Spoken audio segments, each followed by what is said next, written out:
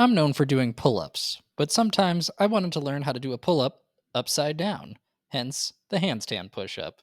Here's my handstand push up workout, where I'm currently at, and where I'm going. Let's go get it.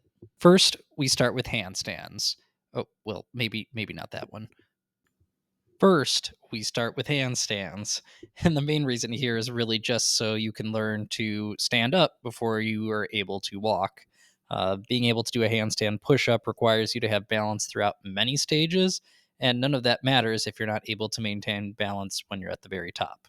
So, the goal here is just to keep it light. I do some balance drills, not a whole lot of hold times, but just trying to be able to get up, try my best to get into alignment. Years of doing pull ups has made the lats very tight. So, working on trying to get the body as straight as possible and then trying to test the balance, move the legs around a little bit, and fight with the fingers to be able to stay as upright as possible.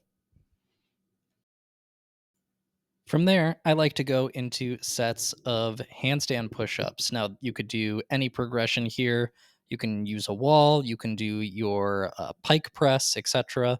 But I like to be able to knock out as many consistently in a row as possible. So I'll do 3 to 4 sets usually. And right now, I'm doing sets of anywhere from 7 to 10 on a set. So, first set here, able to do 10 reps feels pretty good. Form breaks down a little bit of an arch back near the end, but goal is really just to keep the face going forward, down into it, and being able to push yourself up.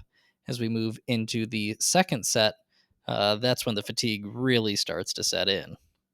For the second set, I'm trying to get to 10 reps, but unfortunately today only was able to get to 9.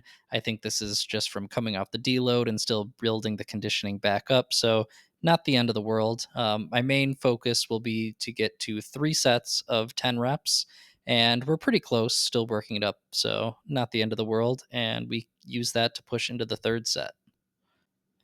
Third set is a struggle. We got 7 reps here only, but it was a tough fought 7 reps. And that's because the way I structure my workouts is I keep the hardest movements at the beginning.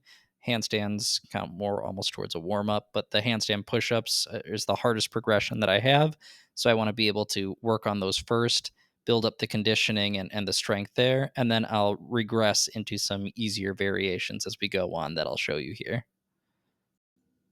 The first regression I do is more handstand push ups, but this time less reps, but less rest.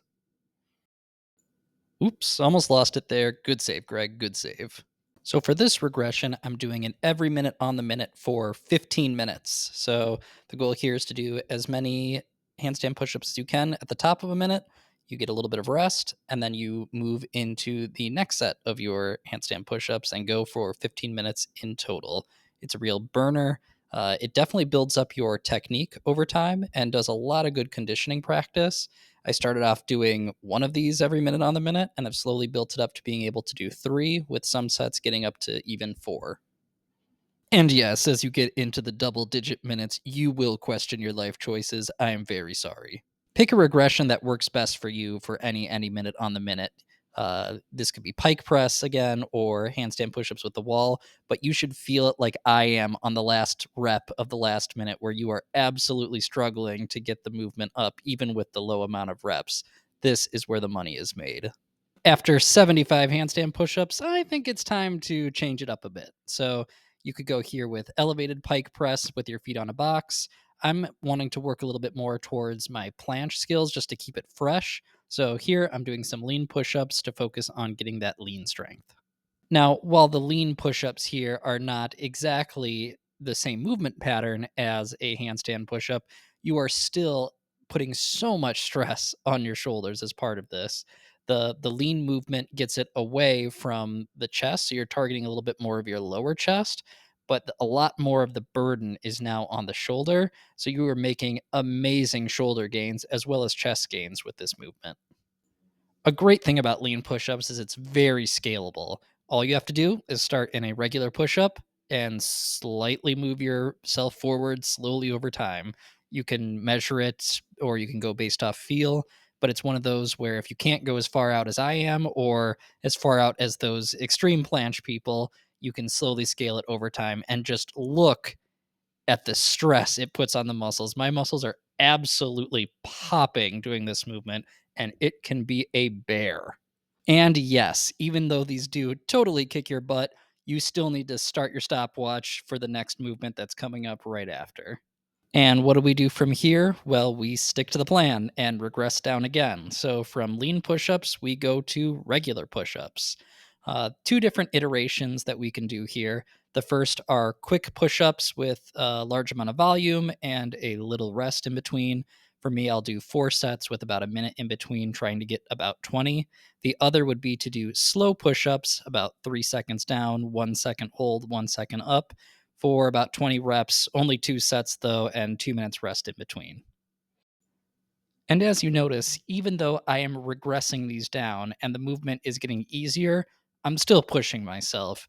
These don't necessarily get easier as you go. You're fatigued and you still need to go in and put more effort to build up gains that'll then hopefully make the front of your workout easier, which then will maintain these being equally as hard going forward. So just keep pushing yourself. You can see the push ups start to slow down on my final set here, and that's exactly what you're looking for. And remember, the main goal here is to build strength for the start of your workout. So if these get worse over time, but the start of your workout gets better, that's totally okay.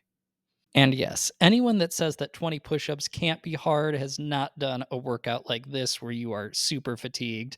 My tricep is cramping beyond belief. Brutal. I was so glad to be done with this.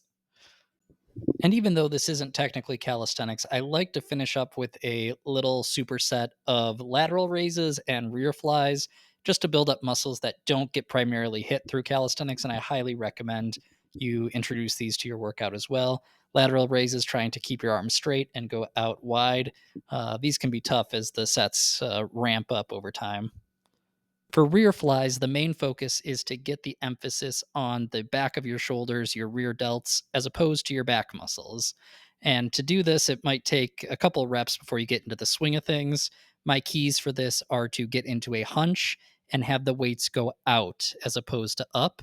And I like to also keep a grip where the inside of my palms are facing towards the body to get a little bit better activation. I take everything back. Don't do this workout. Run for your life. Help. Thanks for watching. Like, comment, and subscribe.